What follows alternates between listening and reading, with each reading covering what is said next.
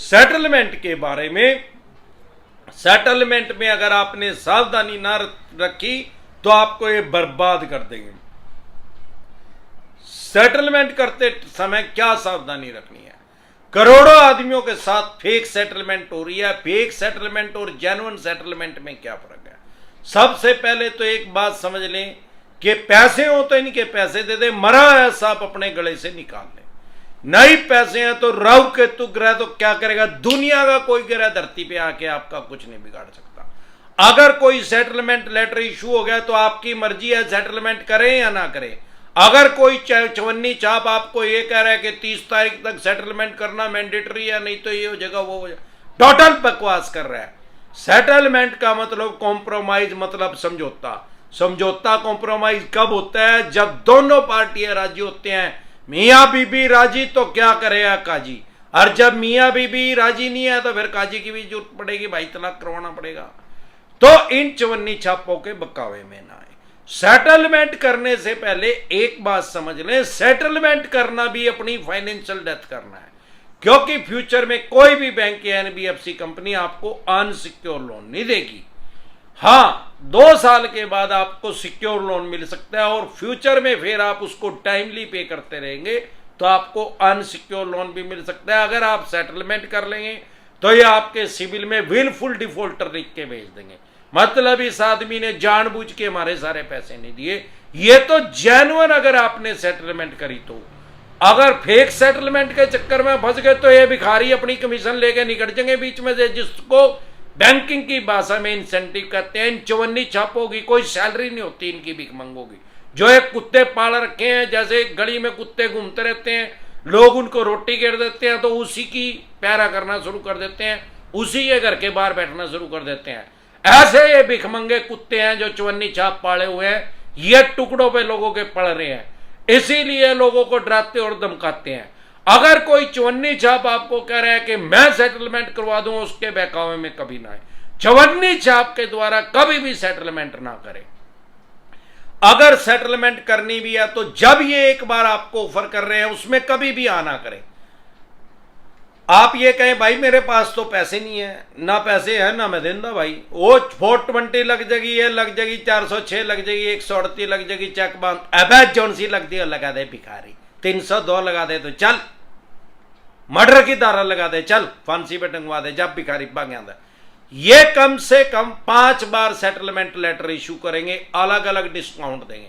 सबसे पहले तो आपको ये क्या करते हैं, मान लो आपने 10 लाख रुपए का लोन लिया और उसमें से आपने 5 लाख रुपए पे कर दिए और 5 लाख रुपए आपके पेंडिंग है, ईएमआई डिफॉल्ट होगी, 6 महीने साल हो गए, ये उसको बढ़ा के 9 लाख कर देंगे ब्याज प्लंटी जुर्माना लगा के। अब आपको कहेंगे यार ब्याज प्लंटी जुर्माना हटा देंगे, 5 लाख रुपए दे दे भाई। अब आपने ना कर दी, फिर उस 5 में से घटाएंगे, 4 पे आएंगे, फिर 3.5 पे आएंगे, फिर 3 पे आएंगे, फिर 2.5 पे आएंगे, फिर 1.5 पे आ जाएंगे। 75% तक भी डिस्काउंट देते हैं 5वीं बार में।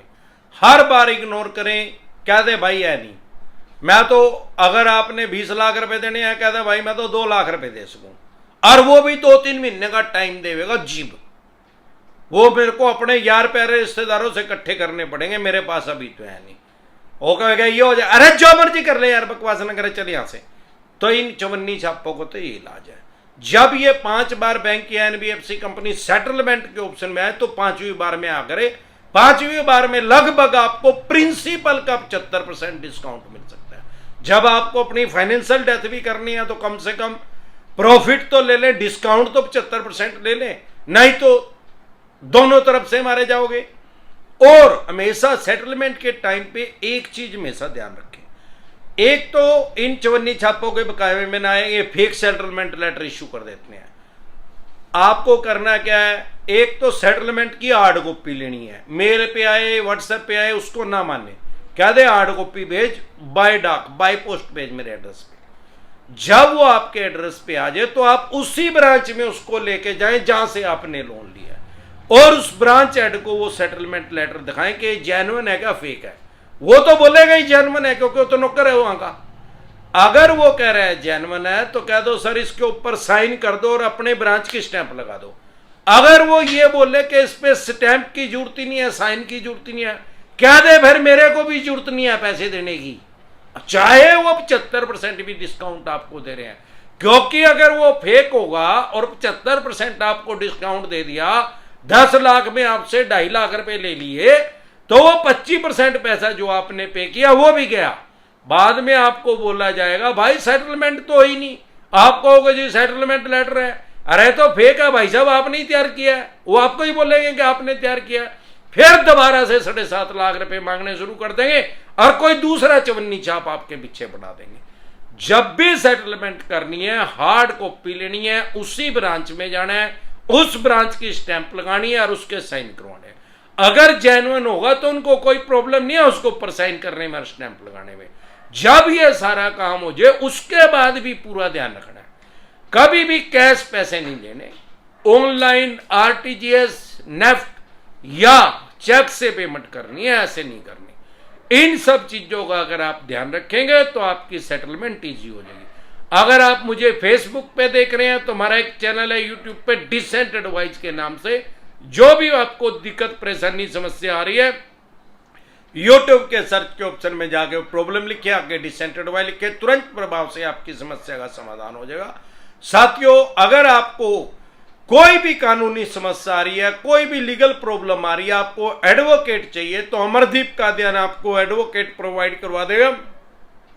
कश्मीर से लेके कन्याकुमारी तक, गोवा से लेके गुजरात तक, चाहे देश के किसी भी कोने में आप रहते हैं, 750 डिस्ट्रिक्ट है हमारे देश में, सब जगह अमरदीप कादियान की प्रेजेंस है। हर जगह हमारे पास एडवोकेट हैं। आपको कोई भी किसी भी तरह की लीगल प्रॉब्लम आ रही है, आपको कोई आपका बेलेबल ऑफेंस है, नॉन बेलेबल ऑफेंस है, आपका 138 का चेक बाउंस का हुआ है, कोई क्रिमिनल केस है या सिविल केस है या डीआरटी के लिए आपको एडवोकेट चाहिए, तो अमरदीप कादियान वो प्रोवाइड करवा सकता है।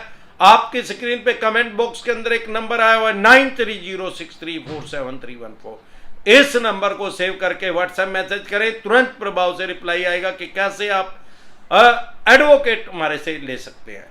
साथियों, इसके अलावा 2 तरह के नोटिस को कभी भी अवॉइड ना करें, एक तो 138 का चेक बाउंस का, दूसरा सरफेसी एक्ट 2002 का। अगर इन दोनों को आप अवॉइड करेंगे, 138 को अवॉइड करेंगे, तो आपको 14 दिन के लिए न्यायिक हिरासत में जेल में जाना पड़ सकता है।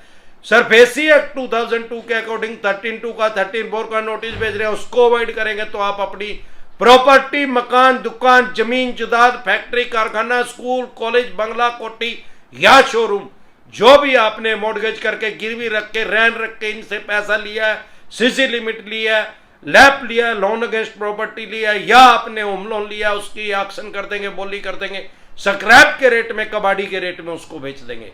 इसके अलावा अगर आप जब भी आपके पास ऐसा कोई भी नोटिस आए तो तुरंत प्रभाव से लीगल एडवाइस लें।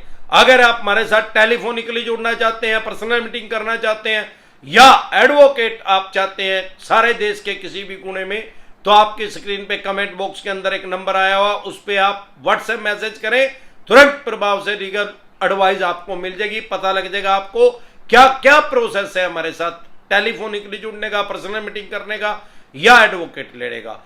अगर आपके पास फिर चाहे आपके पास आपका लोन 2 करोड़ का है, 5 का है, 25 का, 50 करोड़ का, जितने भी करोड़ का, आपके पास सरफेसी एक्ट के अकॉर्डिंग नोटिस आ रहा है 13(2) का, 13(4) सिंबॉलिक पोजीशन, फिजिकल पोजीशन या डीएम साहब का, आपके पास 138 न्यू नेगोशिएबल इंस्ट्रूमेंट एक्ट 1881 का नोटिस आ रहा है, पेमेंट एंड सेटलमेंट एक्ट 2007 का आ रहा है, आर्बिट्रेशन एंड कंसोलिडेशन एक्ट 1996 का आ रहा है, रिकॉल नोटिस आ रहा है या अन्य किसी भी तरह का कोई भी नोटिस आ रहा है, आपकी स्क्रीन पे कमेंट बॉक्स के अंदर जो नंबर है उसको सेव करके व्हाट्सएप मैसेज करें।